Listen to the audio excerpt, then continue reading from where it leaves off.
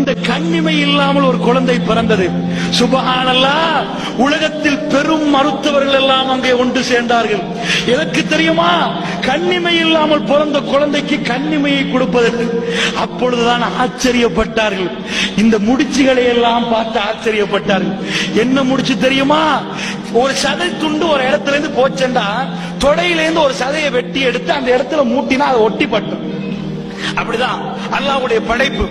அல்லாஹ்வுடைய படைப்பு என்னன்னா, கையில் ஒரு சதை துண்டு போச்சா தொடையிலிருந்து வெட்டி எடுத்து ஒட்டி விட்டாருங்க வைங்க, அது பாட்டுக்கு வளர்ந்துரும். பிற்காலத்தில் அது சேர்ந்துரும். இத மாதிரி ஒரு சதத்துண்டை எடுத்து சேர்க்க பார்த்தார்கள். சுப்ஹானல்லாஹ். பாராமீட்டர்கள் ரொம்ப ரொம்ப ரொம்ப சின்ன சின்ன நரம்புகள், ஒன்று ரெண்டல்ல அல்லாஹ்வுடைய நல்லடியார்களே, கோடிக்கணக்கில் சேர்க்கப்பட்டிருக்கிறது. விஞ்ஞானிகள் மிக அவசரமாக அந்த ஆபரேஷனை நடத்தினார்கள். அல்லாஹ் ரப்புல் ஆலமீன் அந்த உயிருக்குரிய அஜலை தீர்மானித்து விட்டார். இன்னா லில்லாஹி வ இன்னா இலைஹி ராஜிஊன். இந்த உலகத்தை விட்டும் அந்த குழந்தை பிரிந்து விட்டது.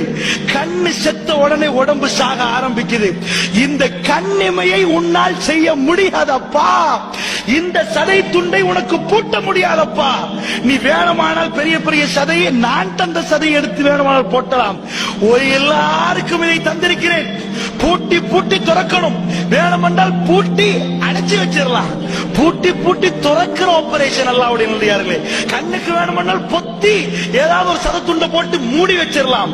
கண்ணு பூட்டினால் திறக்கணும், திறந்தால் பூட்டணும். அதுவே ஆச்சரியம். ராத்திரி தூங்குவோம், கண்கள் பொத்தப்பட்டிருக்கும். காலையில் நாம் நினைக்கிறோம் கண் திறக்கிறது. ஆனால் ஒரு ஜனாசா நினைத்தாலும் கண்ணை திறக்க முடியாது. நினைப்பு இந்த நரம்புகளுக்கு உத்தரவிடுகிறது. இப்பொழுது கண்ணை பொத்தென்று சொன்னால் கண் பொத்துகிறது. வெறும் நினைப்பை ஆட்டுகிறது. இந்த நினைப்பை இந்த கண்ணை பொத்தி தூக்கி எடுக்கிறது. நாம் கண்ணை பிடித்து தூக்கவில்லை, கண்ணை பிடித்து பூட்டவில்லை. அல்லாஹ்வுடைய